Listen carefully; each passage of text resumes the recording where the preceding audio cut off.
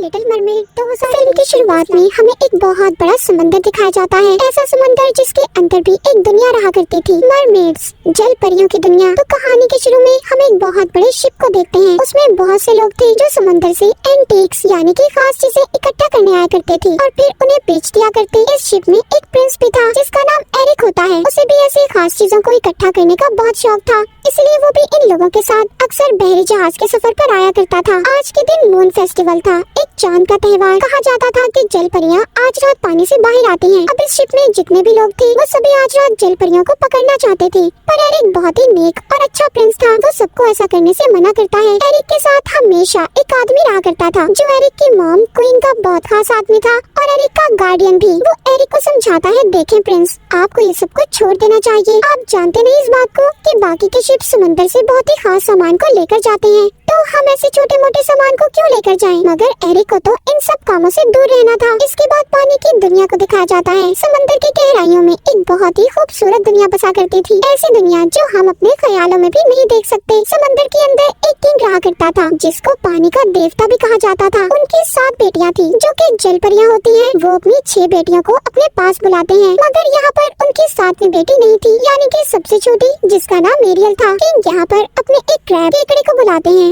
वो था तो एक क्रैब, पर वो किंग की हर बात मानता था, इसलिए किंग अब उसे एरियल को ढूंढने के लिए भेज देते हैं। क्रैब एरियल को ढूंढने के लिए निकल गया था। हमें पता चलता है कि एरियल इंसानों की चीजों की बहुत ही शौकीन थी। अक्सर वो इंसानों की चीजों की तलाश में बहुत दूर निकल जाया करती थी। एरियल की एक दोस्त भी थी जो कि एक छोटी सी फिश मछली थी। वो अक्सर उसके साथ रहा करती थी। एरियल हमेशा समंदर में डूबे टूटे हुए शिप्स पर जाती और इंसानों की चीजों को देखा करती थी। जो उसे अच्छी लगती वो उसे अपने पास भी रख लेती थी। अब उसे समंदर में एक टूटा हुआ शिप नजर आता है जो बहुत दूर था। जब ये उस जगह पर जाने वाली थी तो फिश इसे रोकती है और ये कहती है, देखो दूर मत जाना, मैंने सुना है उधर बहुत बड़ी बड़ी शार्क्स रहती हैं। पर एरियल नहीं सुनती और शिप में चली गई थी जहाँ पर उसे इंसानों की और भी बहुत सी चीजें मिलती हैं। तभी वहाँ पर एक बहुत बड़ी शार्क आ जाती है। उसने एरियल पर हमला कर दिया था, मगर एरियल उसे जाल में फंसाकर वहाँ से बचकर निकल गई थी। उसका एक परिंदा दोस्त भी था। दरअसल उसे शिप से फोक कांटा मिला था, जिसे लेकर वो अपने परिंदे दोस्त के पास जाती है और उससे पूछती है कि इसे किस चीज के लिए इस्तेमाल किया जाता है। उसको भी इन बातों का पता तो नहीं था। वो एरियल से कह देता है कि इससे तो बाल बनाए जाते हैं। ये सुनकर एरियल भी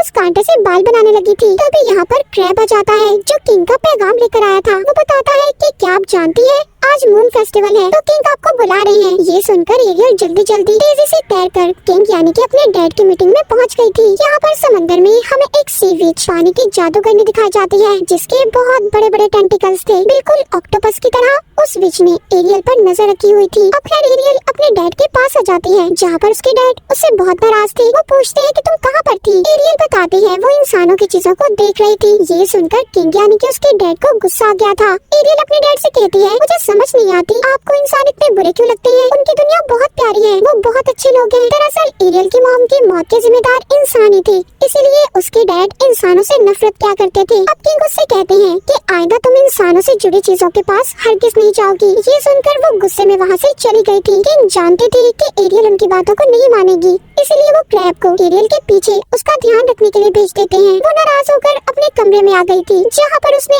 इंसानों की बहुत सी चीजों को इकट्ठे किया हुआ था जो भी शिप डूबा करती थी या फिर उसके अंदर से चीजें आकर समंदर में गिर जाया करती थी। तो एरियल उन चीजों को यहाँ पर लाकर जमा किया करती, जिनमें किताबें, बटन्स, कॉइन्स, सिक्के, बहुत कुछ था। उसकी हमेशा से ख्वाहिश थी कि वो इंसानों की दुनिया में जाकर सड़कों पर घूमे। तभी उसे पानी के ऊपर से धमाकों की आवाजें आती हैं। एरियल जब ऊपर जाकर देखती है तो उसे बहुत बड़ा शिप दिखाई देता है जिसमें लोग आतिशबाजी कर रहे थे। ये शिप किसी और का नहीं बल्कि प्रिंस एरिक का था। एरियल को ये चीजें देखकर बहुत खुशी होती है। वो सोचती है कि इंसान के पास कितनी नई नई चीजें हैं। दरअसल एरिक और उसके दोस्त शिप में जश्न मना रहे थे।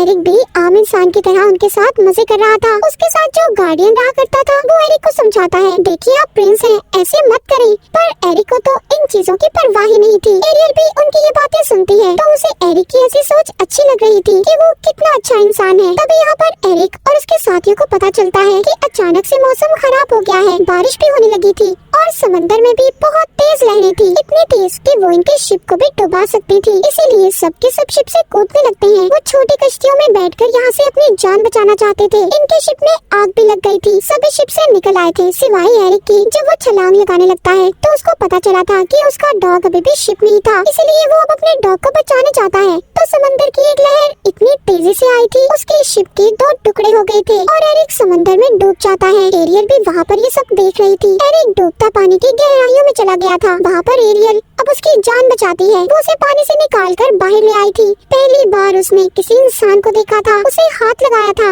वो उसे बचाकर किनारे पर ले आती है। एरिक बेहोश था, वो उसे होश में लाने की कोशिश कर रही थी।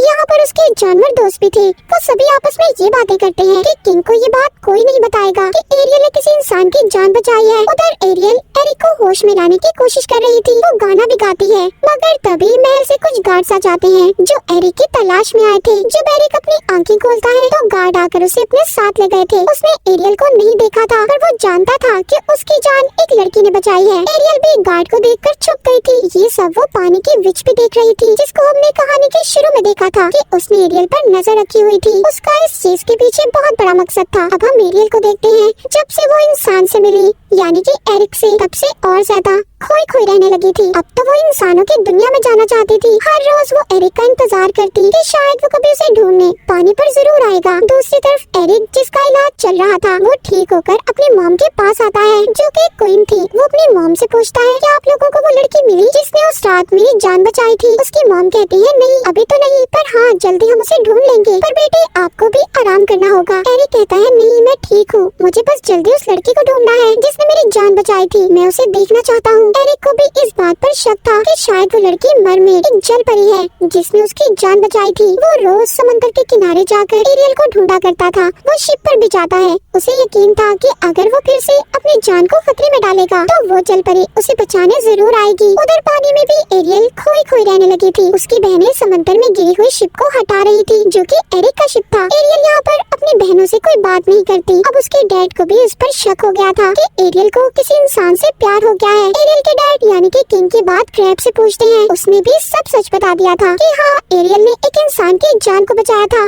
ये बातें सुनकर किंग को बहुत गुस्सा आ गया था। उनके पास बहुत पावर थी। वो वहाँ पर एरियल के पास रखी हुई इंसानों की चीजों को तबाह कर देते हैं। एरियल अपने डैड को बहुत रोक रही थी, पर वो तो किसी भी चीज से मना नहीं होते। ये सब देखकर एरियल बहुत दुखी हो गई थी। तभी उसके सामने शीशे में वही विच आ जाती है जिसने उस पर नजर रखी हुई थी। वो एरियल को बताती है कि मैं तुम्हारी आंटी हूँ। मुझे सब लोग सी विच, समंदर की जादूगरनी के नाम से जानते हैं, मगर मुझे पता है तुम्हें क्या चाहिए। अगर तुम वो सब चाहती हो तो तुम्हें मुझसे मिलने आना होगा। अब एरियल उस विच से मिलने चली गई थी। विच कहती है मैं जानती हूँ कि तुम्हें एक इंसान से प्यार है और इंसानों की दुनिया में जाना चाहती हो। मैं तुम्हारी मदद कर सकती हूँ, पर इसके बदले तुम्हें मेरा एक काम करना होगा। मेरी एक शर्त है, वो ये कि तुम्हें मैं इंसान में बदल तो दूंगी, तुम्हें चलने के लिए पाँव भी दे सकती हूँ, पर तुम्हें 3 दिन के अंदर अंदर वापस आना होगा और अपने प्यार के बारे में उस इंसान को बताना होगा। मगर इसके बदले तुम्हें अपनी आवाज को मुझे देना है। अगर तुमने अपने प्यार के बारे में उस इंसान को ना बताया तो फिर तुम्हें हमेशा हमेशा के लिए मेरे पास रहना होगा। एरियल इतनी सारी विच की शर्तों को सुनकर डर गई थी। वो वापस जाने लगती है। ये देखकर विच कहती है ठीक है चली जाओ, मेरी बात मत मानो और सारी जिंदगी अपने डैड के साथ रहना जो तुम्हें कभी भी इंसान से मिलने नहीं देंगे। ये सुनकर एरियल विच के पास वापस आ जाती है और उसकी हर बात मानने को तैयार हो गई थी। अब विच उस पर जादू करती है। सबसे पहले वो एरियल की आवाज को एक लॉकेट में कैद करके अपने गले में डाल लेती है, जिसके बाद उसने एरियल को जल परी से एक इंसान में बदल दिया था। एरियल जो कि अब एक इंसान बन चुकी थी तो उसका पानी में रहना मुश्किल हो रहा था। वो तैरती किनारे पर आ जाती है। दरअसल ये सारा कुछ विच की एक चाल थी। वो तो एरियल के डैड यानी कि किंग को हराकर समंदर की क्वीन बनना चाहती थी। वहाँ पर एक मछुआरा जब मछलियाँ पकड़ रहा था तो उसके जाल में एरियल आ जाती है। मछुआरा उसे देखकर काफी हैरान था। वो उससे कहता है फिक्र नहीं करो, मैं तुम्हें अपनी क्वीन के पास ले जाऊंगा जो तुम्हारा अच्छे से ख्याल रखेंगी। एरियल जब अपने पाँव देखती है तो काफी खुश थी। उधर उसके पास उसके जानवर दोस्त भी आ जाते हैं। वो भी जान गए थे कि एरियल अब जल परी नहीं बल्कि एक आम इंसान बन चुकी है। अब खैर मछुआरा उसे अपनी क्वीन के पास ले आता है जो कोई और नहीं बल्कि एरिक की मॉम थी, जहाँ पर एरियल का बहुत अच्छे से ख्याल रखा जाता है। उसको नहला धुला कर कपड़े पहनाए जाते हैं। वो इंसानों की दुनिया में आकर बहुत खुश थी। उधर वो गाना भी गाती है, पर उस बेचारी की तो आवाज ही नहीं थी जिसका सौदा इसने विच के साथ याद किया था। जब वहाँ पर एरिक इससे मिलने आता है तो उसे देखकर काफी हैरान होती है, पर एरिक ने इसे नहीं पहचाना था। पहले तो एरिक को भी ये लग रहा था कि जो लड़की उसके महल में आई है उसी ने उसकी जान को बचाया है, पर जब एरिक एरियल को देखता है तो कहता है अच्छा हुआ तुम्हारी जान बच गई, तुम आराम से हमारे महल में रह सकती हो। बेचारी एरियल उसे ये भी नहीं बता पाती कि उसकी जान किसी और ने नहीं बल्कि इसी ने बचाई थी। जब एरिक वहाँ से चला जाता है तो उसके पास उधर क्रैब आ गया था, जो उससे कहता है कि तुम्हें 3 दिन के अंदर अंदर अपने प्यार को सब बताना होगा, वरना विच तुम्हें हमेशा हमेशा के लिए अपने पास रख लेगी। इतना सुनकर एरियल वहाँ से चली जाती है। अब जब वो इंसानों की दुनिया में आ गई थी तो उसे बहुत कुछ देखना था। वो इसी तरह महल में घूमते घूमते एक कमरे में आ गई थी जहाँ पर एरिक ने एंटीक्स खास चीजों को रखा हुआ था जो वो अक्सर समंदर से लाया करता था। वहाँ पर एरियल पड़ी हुई एक जल परी को भी देखती है, मगर उसने दोबारा उसे अपनी जगह पर रख दिया था। वहाँ पर एरिक भी आ जाता है जो खुद अब एरियल को चीजें दिखाने लगा था। एरियल उसे एक पत्थर को तोड़कर हीरा निकाल कर देती है, जिसके बारे में एरिक खुद भी नहीं जानता था। वो एरियल को अलग अलग मुल्कों के नक्शे भी दिखाता है। उन्हें देखकर ऐसा लग रहा था कि दोनों एक दूसरे के साथ बहुत खुश रहने लगे हैं। इसी दौरान एरिक का गार्डियन आता है जो उसे खुश देखकर ये पूछ रहा था कि अभी भी हमें उस लड़की को ढूंढना चाहिए जिसने आपकी जान बचाई थी। एरिक कहता है हाँ, उसे मत भूलना, और हमें एक सवारी चाहिए। मैं खुद उस लड़की को ढूंढना चाहता हूँ। एरिक के लिए एक घोड़ा गाड़ी का बंदोबस्त किया गया था। ये एरियल को अपने साथ लेता है और चला गया था। समंदर के किनारे एरियल घोड़ों को बहुत ही मजे से दौड़ा रही थी। ये एक गाँव में आ जाते हैं जहाँ पर एरियल बहुत सी नई चीजों को देखती है। एरिक के साथ डांस भी करती है। उसने उसके लिए एक कैप को भी खरीदा था। रात को एरिक एरियल को कश्ती में बिठाकर समंदर की सैर करवाने ले जा रहा था। वहाँ पर एरियल के जानवर दोस्त भी थे जो बातें कर रहे थे कि अब सही मौका है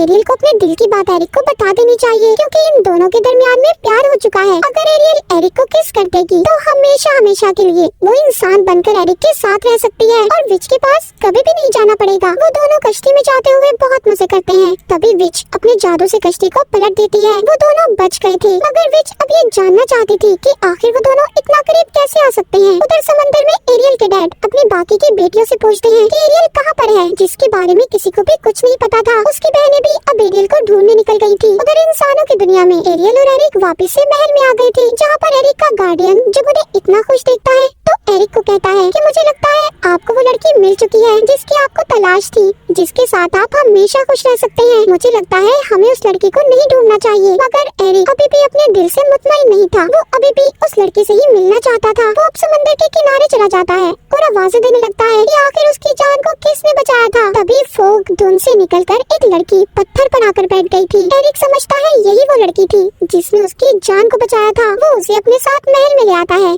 अगले दिन एरियल के जानवर दोस्त उसे जगाते हैं और ये कहते हैं कि आज तुम्हें बहुत काम है, तुम्हें बहुत कुछ करना है, तुम्हें एरिक को बताना है कि तुम उससे प्यार करती हो। अब एरियल जल्दी जल्दी तैयार होती है, एरिक के पास जाती है, पर वो उस लड़की के साथ था जो कल रात उसे मिली थी। वो अपनी मॉम को बता रहा था कि मॉम यही वो लड़की है जिससे मैं प्यार करता हूँ और इसी ने मेरी जान को बचाया था। उस लड़की के गले में एक लॉकेट चमक रहा था। एरियल ये बातें सुनकर बहुत दुखी हो गई थी और महल से बहुत दूर चली जाती है। एक रात उसका परिंदा दोस्त गाने की आवाज को सुनता है जो किसी और की नहीं बल्कि एरियल की आवाज थी, जो उसी लॉकेट से आ रही थी जो उस लड़की ने पहना हुआ था, जो कल रात एरिक को मिली थी। वो कोई और नहीं बल्कि विच थी जिसने खूबसूरत लड़की का रूप लिया हुआ था। ये सब जानने के बाद एरियल के दोस्त उसके पास जाते हैं और उसे सब बता देते हैं। कहते हैं तुम्हें अपने प्यार को हासिल करना होगा, वरना वो विच जीत जाएगी और फिर तुम कभी भी इंसान बनकर यहाँ पर नहीं रह सकती। ये बातें सुनकर एरियल दोबारा महल में आ जाती है। वहाँ महल में एरिक और उस लड़की की मंगनी होने वाली थी। एरिक की मॉम पूछती है कि तुम वाकई इस लड़की से प्यार करते हो, क्योंकि कल तक तो तुम एरियल के साथ बहुत खुश थे। एरिक कहता है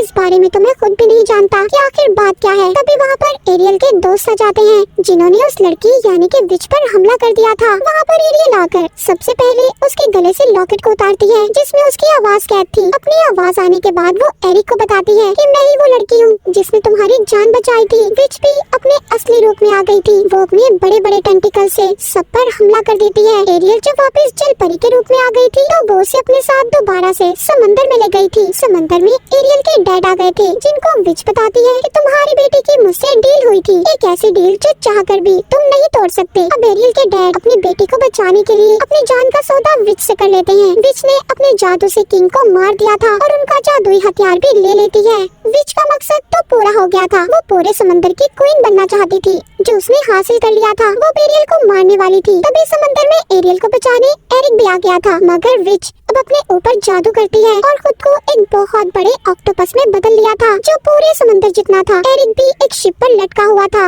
एरियल एरिक को बचाने की कोशिश कर रही थी, उधर विच एरियल को मारने की अलग अलग तरीके अपना रही थी। एरिक एक पहाड़ पर बैठ जाता है। एरियल जो कि शिप के पास थी, वो शिप को घुमाकर विच के अंदर घुसा देती है, जिससे उसका सारा जादू खत्म हो गया था और वो एक आम इंसान बनकर खत्म हो जाती है। उस विच के मरने के बाद एरियल के डैड किंग भी जिंदा हो गए थे। एरियल अपने डैड का जादुई हथियार भी उन्हें ला कर देती है, पर अब वो अपनी या एरिक के बारे में कोई बात नहीं करती, क्योंकि उसके डैड ने उसकी खातिर अपनी जान को दे दिया था। उधर एरिक भी तैरकर समंदर के किनारे आ जाता है और अपनी मॉम से कहता है कि मुझे समंदर के अंदर जाना है एरियल को लाने, पर उसकी मॉम उसे समझाती है, देखो ऐसा नहीं हो सकता, तुम एक आम इंसान हो, जबकि वो एक जल परी, वो अपनी दुनिया में जा चुकी है। समंदर में एरियल के डैड क्रैब से पूछते हैं, क्या मैंने सब ठीक किया? अगर सब कुछ ठीक हो गया है तो मेरी बेटी इतना उदास क्यों रहती है? क्रैब बताता है कि आपकी बेटी की खुशी इंसान बनने में है और एरिक के साथ है, जिससे वो प्यार करती है। ये सुनने के बाद किंग अपनी बेटी को इंसान में बदल देते हैं। उधर एरिक अब तक एरियल का इंतजार कर रहा था। आखिरकार